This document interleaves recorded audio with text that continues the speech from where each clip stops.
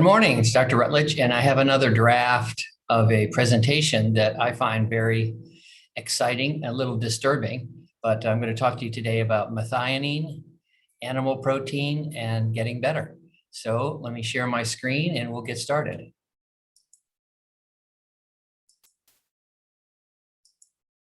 So to quote back to a TV show from my past,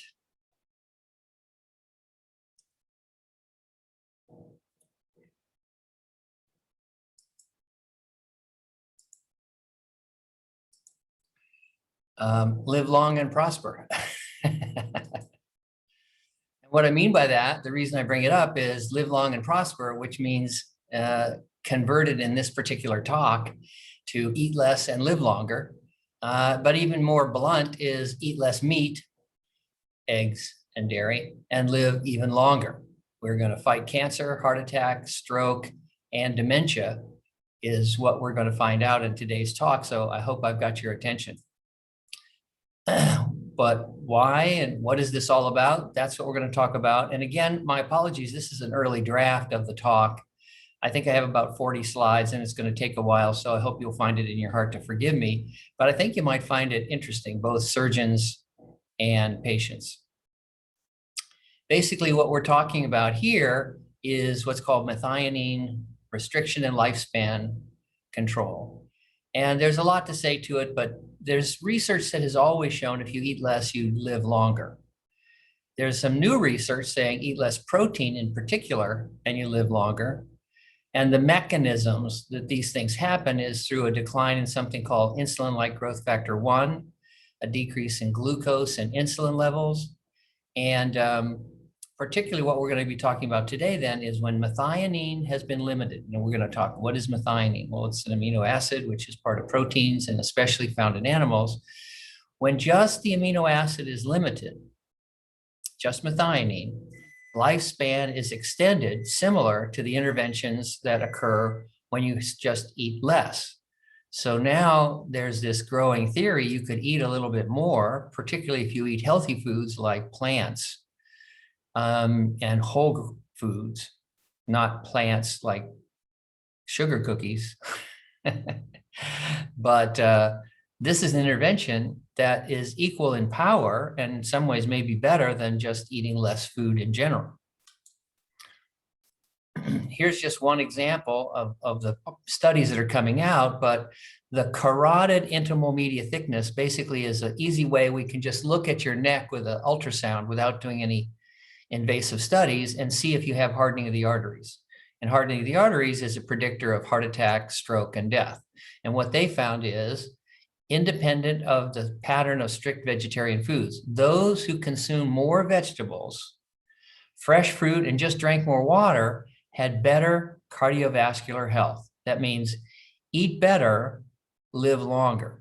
They also decreased their inflammatory status and this thickness of the carotid. That's a measure of life and death right there.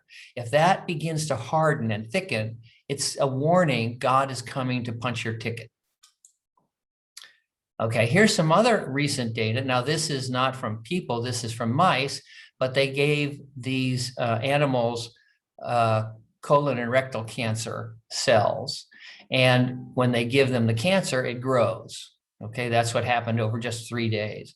If they gave a chemotherapy, it cut down the growth of the cancer. This is a common chemotherapy, it's called 5-fluorouracil.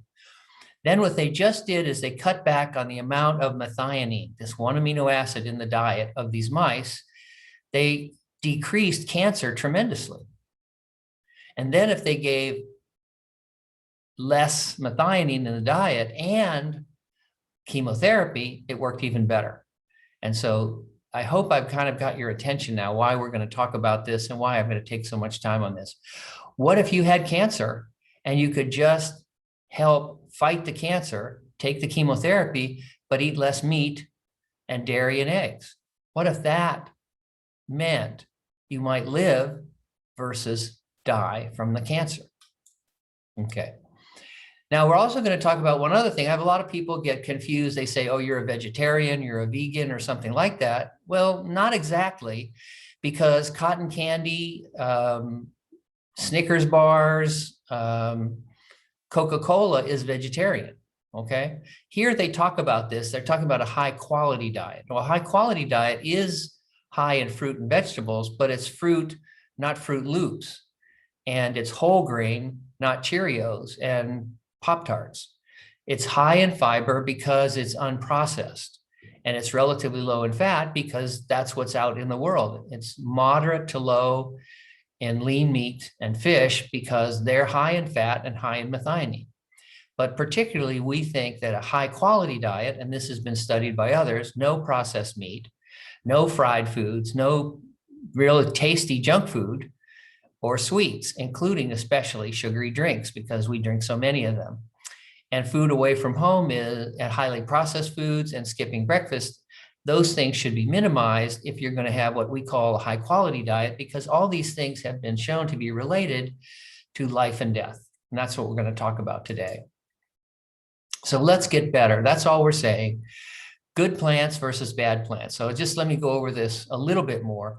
Plant-based diets are promoted, but they're not always high quality. So there are some vegetarians, it seems like in the studies in Britain, where they eat a lot of junk food. They say, oh, I'm not eating meat, so I can have beer. That's not animal. I can have candy, snacks, pastries, and sugary fruit drinks, fruit juice. That's all plants, right? Well, what the research shows is not just any plants and not any plant food. Birthday cake is not a good choice, even though it's vegetarian. Okay, good plants versus bad plants. Not all plant food is good. So this study grouped low versus high, and basically they looked at a bunch of measures of health.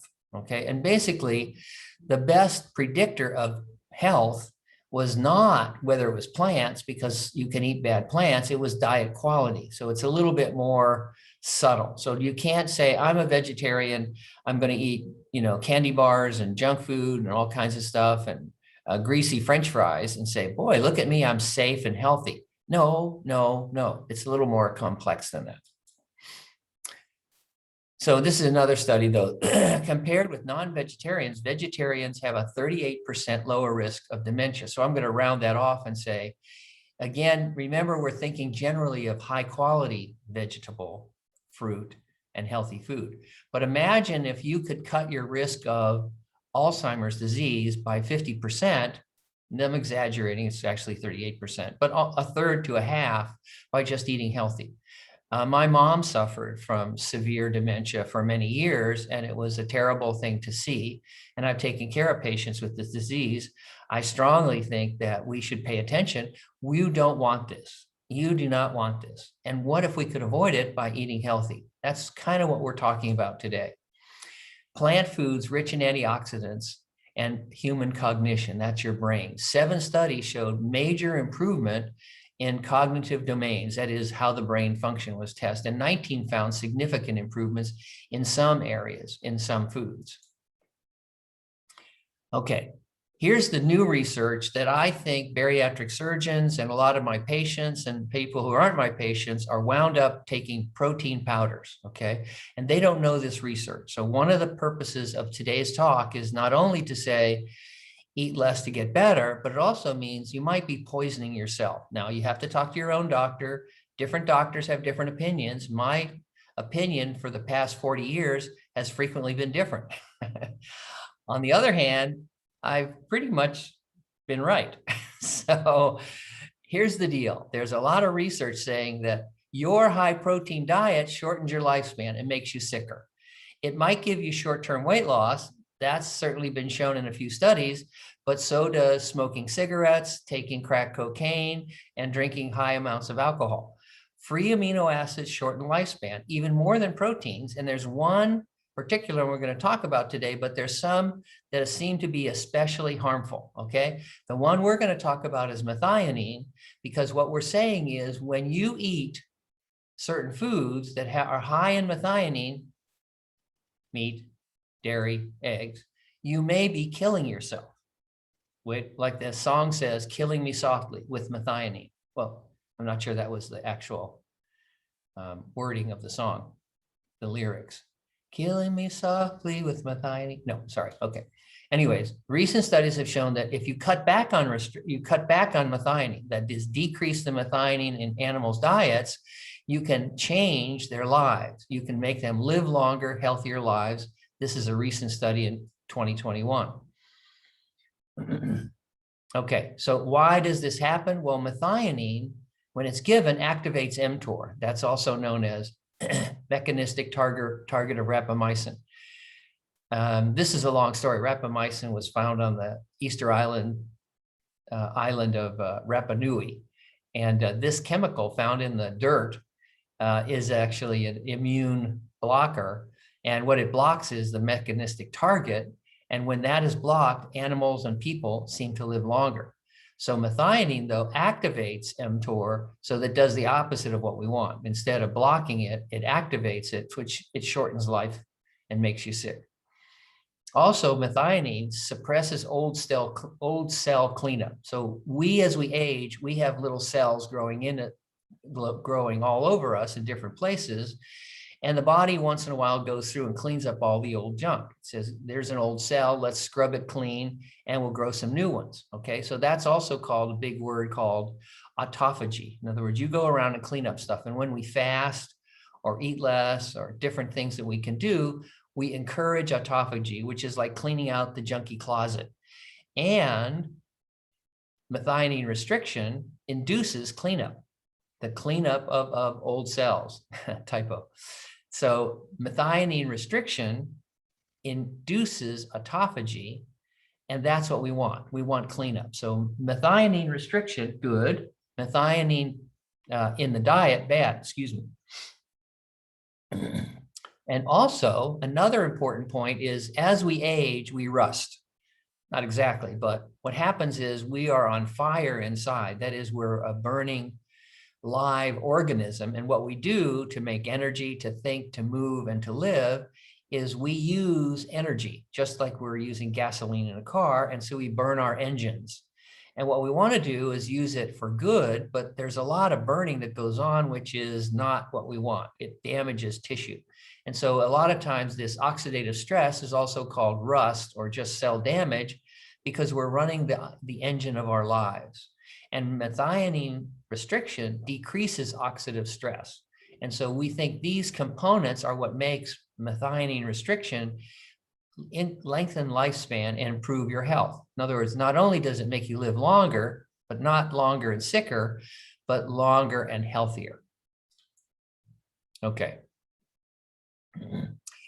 This is a quote from a recent study. It says, methionine restriction is one of the few dietary manipulations. There's a lot of things tried, but methionine restriction robustly, powerfully extends lifespan, and not just life, but health. In other words, not just being sick and old, but healthy and active and alive and old in animals. Remember, methionine is common in meat and animal products. Methionine is also a precursor of something else that's bad that we're going to talk about called homocysteine. So methionine is an amino acid. It gets processed in the body to this other chemical we're going to talk about called homocysteine. And that elevated homocysteine is associated with deadly vascular disease, heart attack, stroke, and death. So methionine has a direct target to homocysteine, and homocysteine is a strong predictor of deadly vascular disease. So heart attack, stroke, and death, okay? So methionine bad. What is he talking about? Simple. Methionine bad. Meat animal products. Okay, we're going to say this. This won't be the last time we say it.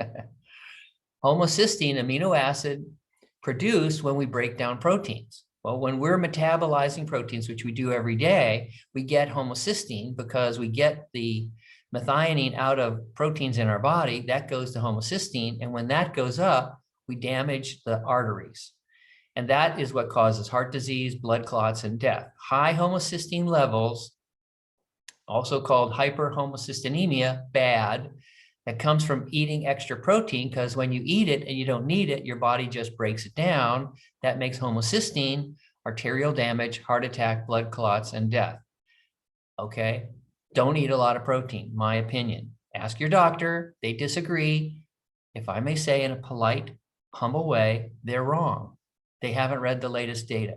This isn't that new, but the idea of pushing protein is paid for largely by the protein companies. Here's an example: high homocysteine levels and heart attack and death, which comes from methionine. So this is just over 3 years. This is from a Chinese study. And so over 3 years, we can already see people with high homocysteine are dying at a much higher rate than those with lower levels. High homocysteine, where does it come from? It comes from meat and protein and dairy and eggs in the diet. So my opinion is cut back on those, eat healthy foods. Again, ask your doctor.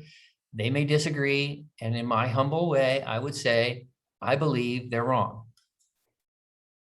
Okay, this is another study looking at Alzheimer's disease. Homocysteine plays a vital role in the pathogenesis of both non-Alzheimer's dementia. That is, when you just have poor blood supply to the brain, your brain doesn't work well. That's called dementia. Your brain's not working well, okay? The same way, homocysteine up, Alzheimer's disease up. Higher levels of homocysteine was also associated with, look at this, lower levels of folate. So now you could eat meat and take folate tablets. Nope. No. But that's what people thought. They said, look, higher levels of homocysteine, we can fix that. We don't have to change your diet. You can just take a pill, right? That's all good supplements. But they found that higher levels of homocysteine and lower levels of folate resulted in increase of dementia and Alzheimer's disease, dementia being a vascular dementia, okay? But they found that even a small increase in homocysteine, almost 10% or 12% of increase of vascular dementia or Alzheimer's disease. So this is a very hot topic. We've known about it for several years because everybody said, here's the way. We know people are not going to change their diet. We know that they won't do that. So we'll give them a pill. Okay, this is good. We'll just give them a pill, no problem, because we're seeing lower folate with higher levels of homocysteine. So if we push this up, we hypothesize this will go down and we can protect against dementia. Well, spoiler alert, that didn't work. We'll talk about that. Okay, here's some other diseases, 5 diseases that can in part be prevented by lowering homocysteine. And remember, homocysteine from methionine, so keep that in mind. Neural tube defects. I mean, a tragic, almost a child born with very little brain. It's horrible. It's associated with high homocysteine. And if we decrease homocysteine, these things decrease. It's affected with how the brains of children work. It affects the eye and the ability to see, macular degeneration. And also, as we talked about, primary stroke and dementia are cognitive impairment. So this quote from this article, homocysteine is a target for intervention for the prevention of disease. Okay, so let's get better. Let's go target homocysteine. Okay, what do? It's got to be a pill, right? Got to be a pill. I need a pill. All right, so let's try it.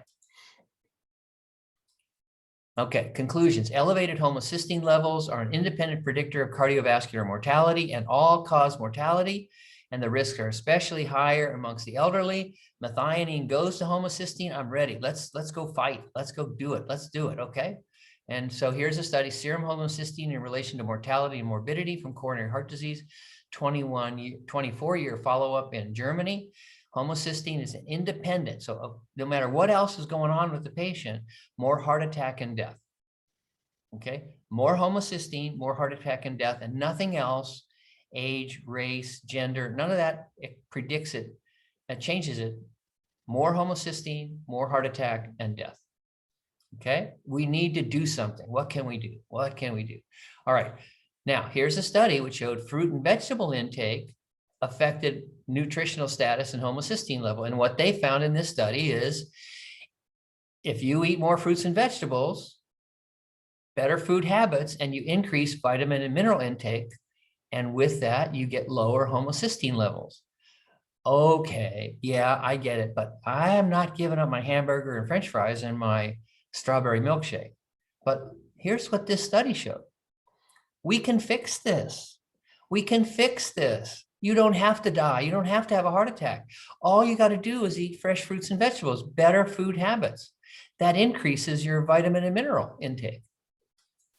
All right. So we also can measure inflammation. That's the rust of your body. So high CRP, that's the C-reactive protein. It's a measure of how inflamed your body is, like aches, pains, arthritis, headaches. High inflammation and high homocysteine was significantly greater amongst those people who didn't eat fruits and vegetables.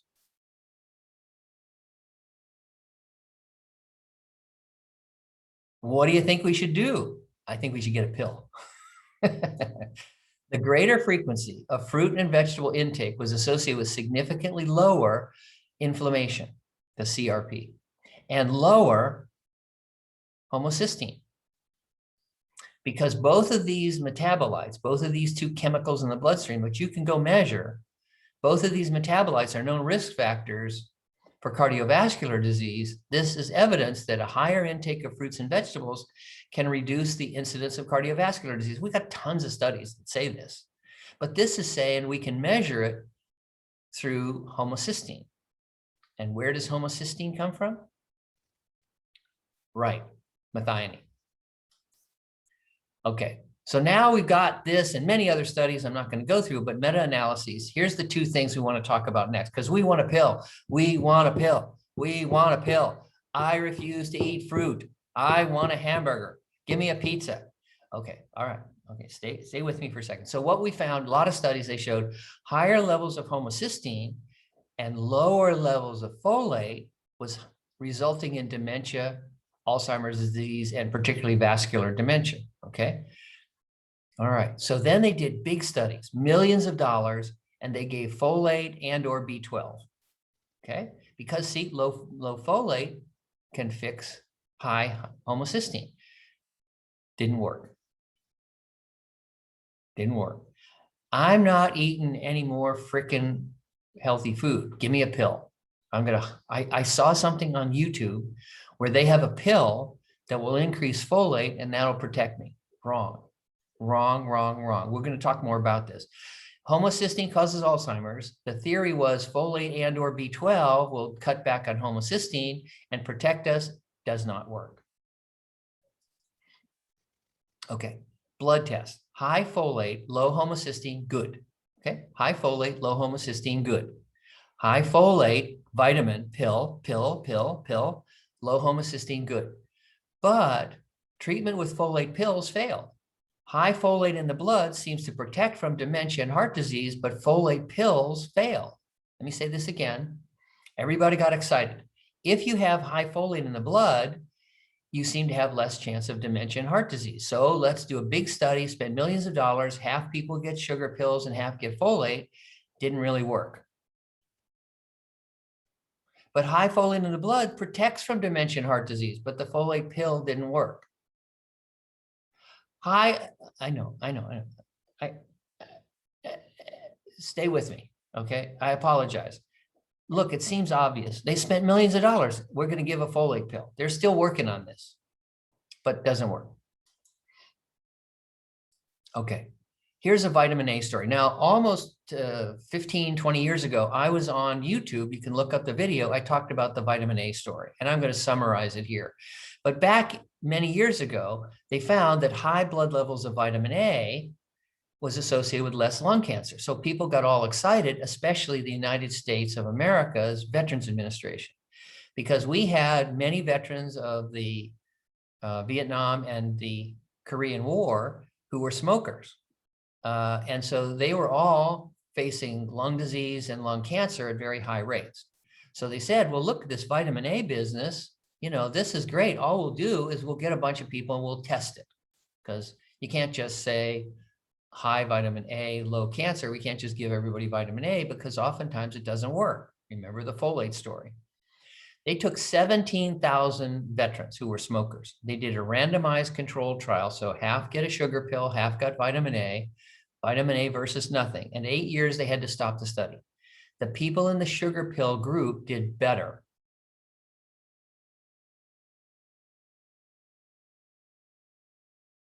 It's not the vitamin A. The vitamin A is a sign. It's a signal. What is it a signal of? Let's talk about this for a minute. Okay. Again, the folate story. High blood levels of folate, less heart attack, less dementia, less death. But a randomized controlled trial, folate versus nothing, folate no better than a sugar pill. It's not the folate. The folate is a sign, a signal of what? The failure of pills to fix us. High vitamin A, less cancer, but vitamin A pills a failure. High folate vitamin, less heart disease and dementia, folate pills failed. How is this possible? It's a sign. Vitamin pills don't work because just like at a railroad crossing, the sign says danger. The bells ring, the lights flash, the gate comes down, but it's not the sign that kills you. It's the train. The folate and the vitamin A are signs. The folate and the vitamin A are signs.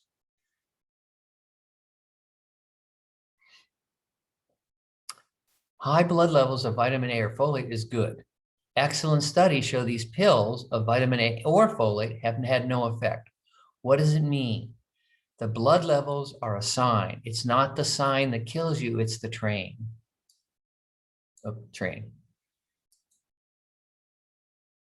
Folate in vegans is 34% higher than vegetarians and 88% higher than the average Joe. The folate doesn't protect you from heart attack, stroke, dementia, etc.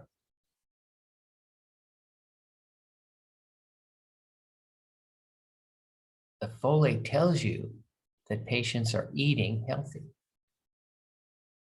The folate tells you that the patients are eating healthy. The folate is a sign, if it's low, there's a train coming. Don't take a pill, eat healthy, more fresh fruits and vegetables, and warning, not junk food vegans, not cookies and Doritos.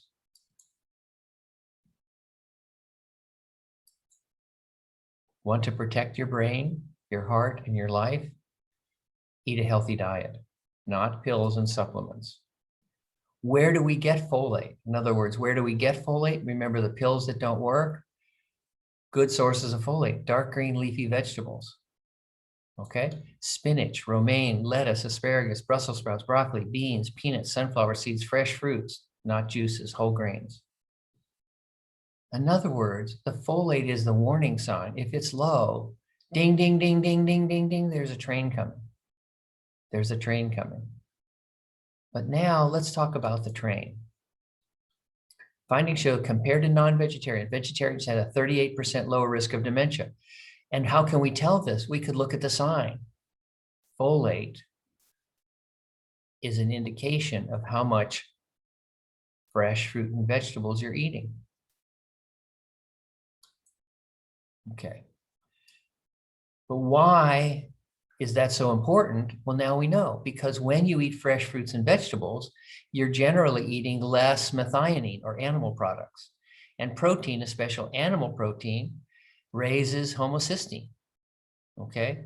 So when we find low folate, it doesn't mean that folate is there saving our lives. It means folate is telling you that don't worry, there's no train because you've eaten healthy. Homocysteine is an independent risk factor of cardiovascular disease. Dietary methionine is used to create homocysteine. Protein, particularly from animals, have methionine. That's the train. Okay, let's do this a little bit more, but I've said what I'm going to say. I'm just going to say it about 3 or 4 more times.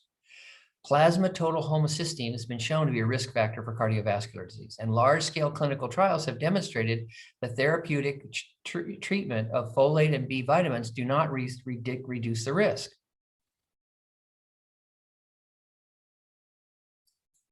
Okay, Diet is associated with homocysteine. And the study looked at dietary protein type, animal versus vegetable. Remember, animal, lots of methionine. Vegetable, little methionine. Remember, there used to be these criticisms. They, that their animal protein, not so good for you. Yeah, it doesn't have any methionine in it, hardly much at all. Okay, wrong. That's wrong. That's wrong. They were wrong. Okay. This is a study of 1,000 Chinese patients, and they looked at whether they had high animal protein intake by report or high plant protein diet. Okay, and then they looked at their homocysteine and their cysteine levels in the blood. Okay, here's what they found. The more animal protein, the higher homocysteine. And the more plant protein, the lower homocysteine. And remember, homocysteine bad. More animal protein, that means more death, dementia, heart attack, and stroke. They showed more protein in people. If they just write down more junk food, more animal protein, more eggs, more bacon, okay, they have higher homocysteine levels. But if they had more plant protein, it actually went down. The solution is not a pill. The solution is to eat better, okay? They observed significant positive association. That means more animal protein, more plasma homocysteine. And what that means is more heart attack, stroke, and dementia. And they found an inverse relationship of plant protein. That is, more plant protein, less homocysteine. That's what we want. And a pill doesn't work. Supplements don't work. Okay. High animal protein associated with hyperhomocysteinuria. Highest animal protein, greatest increase in risk, over 4 times higher. High plant diet related to low homocysteine. Higher intake plant fruit being protective. Plants protect you. Vitamins don't work. 3 large randomized controlled trials of patients with pre-existing cardiovascular disease failed to detect any cardiovascular benefits of homocysteine lowering vitamins. They don't fix it. What fixes it? A tomato. So there's more on a methionine restricted diet that we can talk about, but I think I'll go ahead and finish there. This is just a rough draft, but I hope you found it interesting, and I hope you'll comment and give me suggestions. But eat your vegetables and fruit, and not junk vegetables, not French fries, and not orange juice. Okay, thanks and goodbye.